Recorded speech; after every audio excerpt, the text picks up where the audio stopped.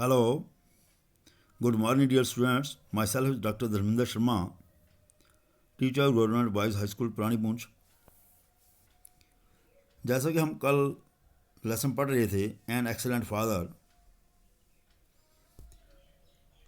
उसमें हमने पढ़ा था कि मिस्टर एंड मिसेस बेनेट की आपस में बातचीत तो हो रही है कि उनके पड़ोस में नीदरफील्ड पार्क में मिस्टर बिंगले नाम के शख्स ने अपार्टमेंट जो है किराए पे लिया है। अब उनको ये फिक्र थी अपनी बेटियों की शादी की, जिसके बारे में उनकी पड़ोसन ने मिसिस लॉन्ग उसने बात की थी। और इसमें हमने पढ़ा था कि श्रीमती बेनेट उसको अपने हस्बैंड को बड़ा फोर्स करती है कि आप जाते नहीं हो। वो भी काफ़ी देर तक पहले उसको बताता ही नहीं है, मजाक करता रहता है, झूठ बोलता रहता है ताकि वो चिढ़ जाए। अल्टीमेटली लास्ट में कहानी के अंदर हम देखते हैं कि उसको पता चलता है कि ये मिल चुका है मिस्टर बिंगले से और वो जल्दी आने वाला है। तो वो अपनी बच्चियों को कहती है, he is an excellent father who can care of you people. तो कल हमने कुछ क्वेश्चंस किए थे, मुझे यकीन है कि आपने वो क्वेश्चंस करके लाए होंगे और आज मुझे आप दिखाओगे। तो आज हम नेक्स्ट पोर्शन उसका जो था क्वेश्चंस के बाद लैंग्वेज वर्क का, जो किसी भी लैंग्वेज के अंदर बहुत ज़रूरी है, ग्रामर पोर्शन या वर्ड मीनिंग या उसके साथ सिनोनिम्स या एंटोनिम्स वर्ड्स का पता होना चाहिए। तो आज हम उसी पोर्शन को देखेंगे। तो इसका जो लैंग्वेज वर्क में है, find words from the passage having the following means. तो सबसे पहला है रेंट आउट। आप में से कोई मुझे बता सकता है कि रेंट आउट का मतलब क्या है? Yes yes, you are right, late. तो आपने इसका मतलब देखा है, टू लेट मतलब दुकानों के बाहर लिखा होता है या मकानों के। बहुत अच्छे। Now next one is unmarried. You are too right. Bachelor, single जो है इसके लिए ज़्यादा सूट करेगा। बहुत अच्छे।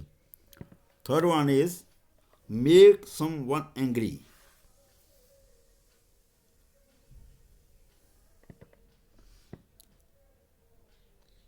इट मीन्स वैक्स, क्योंकि अंदर हमने स्टोरी के अंदर पढ़ा है vexed. Parties in great haste,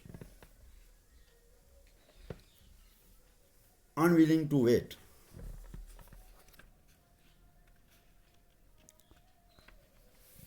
जब हम उतावले हो जाते हैं क्या कहते हैं इसे?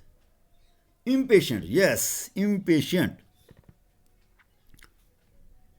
To live somewhere permanently, settle. Very nice. Fifth one is intention or plan. No, plot is not. That's called design. Yeah. Now its second part is agreement of the verb with the subject. That's called concord. Concord किसे कहते हैं? Concord means a harmonious relationship between two grammatical items। यानी जब दो grammatical items आपस में बड़े harmonious वे में जुड़ती हैं तो उसे कंकर्ड कहा जाता है। वो कैसे है, इसका रूल क्या है, अब मैं आपके साथ उसके बारे में डिस्कस करने वाला हूँ। A verb must agree with its subject in number and person. Verb must agree with its subject, number and person। कैसे? For example, the list of things is quite like। अब यहाँ पे देखने वाली बात यह है, the list of things, यहाँ पे हमें लगता है the list of things, यहाँ पे तो आर आना चाहिए था, नहीं। रूल कहता है the list of things, list जो है एक है, is quite long, singular number है तो इसके साथ इसका ग्रामेटिकल कनेक्शन जुड़ गया, रिलेशनशिप बन गई, तो इसलिए यहाँ पर इज वर्ब का इस्तेमाल हुआ। The list of things are quite long. जब प्लूरल नंबर है तो उसके साथ बिल्कुल वैसे ही इसका वर्ब जुड़ेगा, रूल नंबर 1। लेकिन कुछ जगह पर एक्सेप्शन भी होती है, exception to rules. A plural verb is always required after you. A plural verb is always required after you even when it is singular। आप देखते हो सिंगुलर नंबर में भी आप अकेले भी हो तो भी हम आर का इस्तेमाल करते हैं। If the subject joined by and refer to same person or thing the verb is used in singular number. For example, the minister and scientist is on a tour। the minister and scientist, यहाँ पे one person है क्योंकि वही शख्स है, minister भी है और वो साइंटिस्ट भी है, तो यहाँ पर इज का इस्तेमाल किया। But the minister and scientist are on a tour. Minister and scientist, क्योंकि मिनिस्टर है और उसके साथ साइंसदान है, अब 2 पर्सन हो गए हैं तो वहां पर आर का इस्तेमाल हम करेंगे।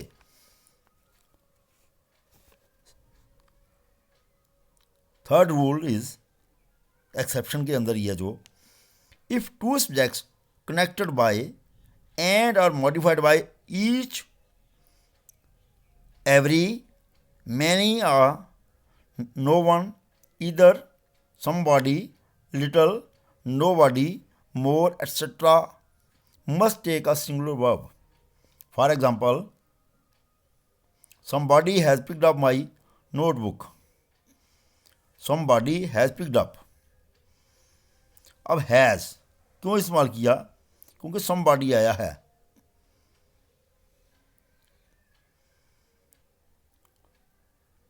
each boy and girl, each boy and girl has done his oblique her homework। जब ईच आया तो भी हमने वहां पर सिंगुलर लगाया है। Rule number 2, if a singular subject is connected to another noun or pronoun by, with, together with, along with, as well as, and not, including, in addition to, etc. The verb must be singular. For example, Ram as well as Sham is quite fun.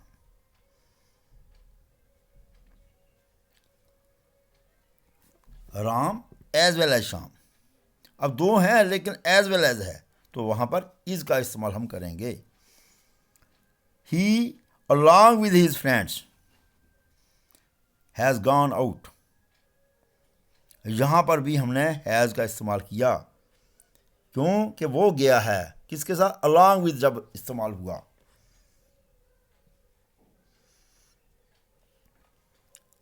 Note, if two subjects are connected by as well as, the verb must agree in number and person with the first one। वो कैसे, वो हम आपको अभी दिखाने वाले हैं। For example, I as well as Raju am not wrong.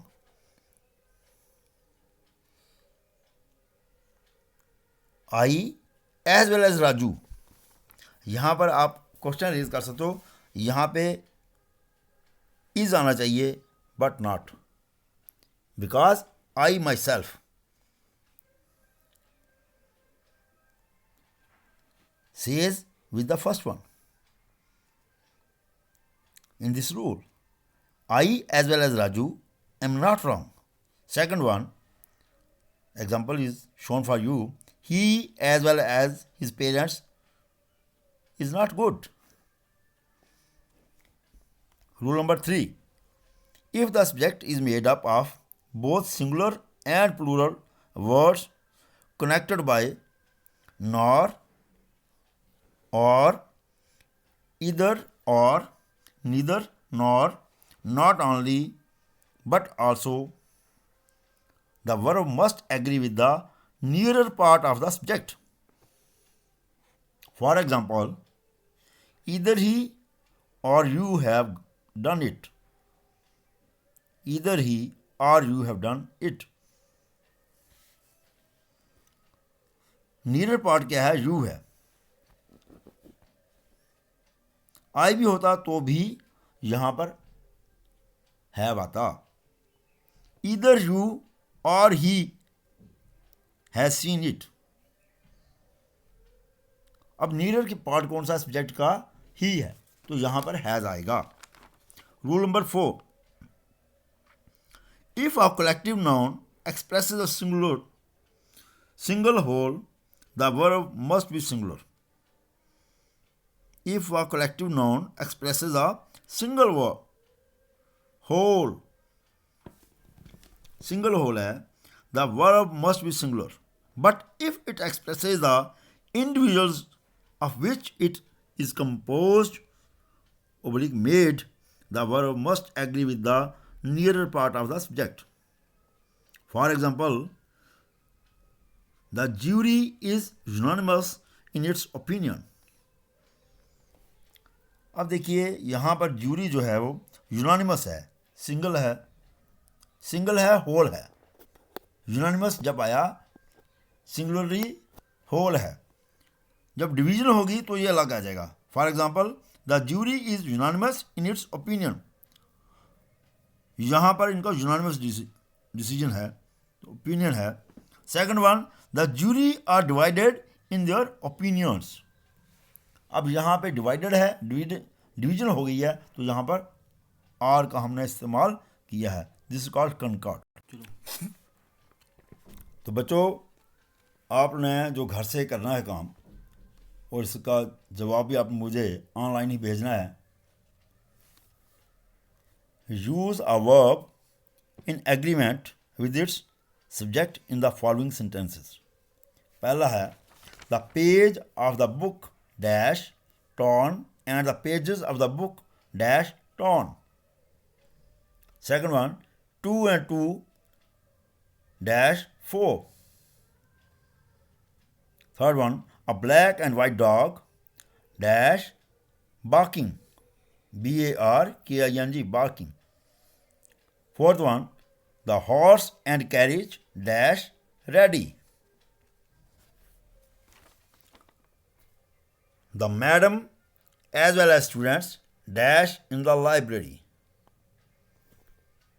Sixth one, either she or her brother dash absent. Neither he nor I dash resigned. Eighth one, physics dash said to be an interesting subject. Ninth, and the second last one, not only she but also her sisters dash involved in this crime. Last one, the team dash divided over who should be the captain. Okay, good day.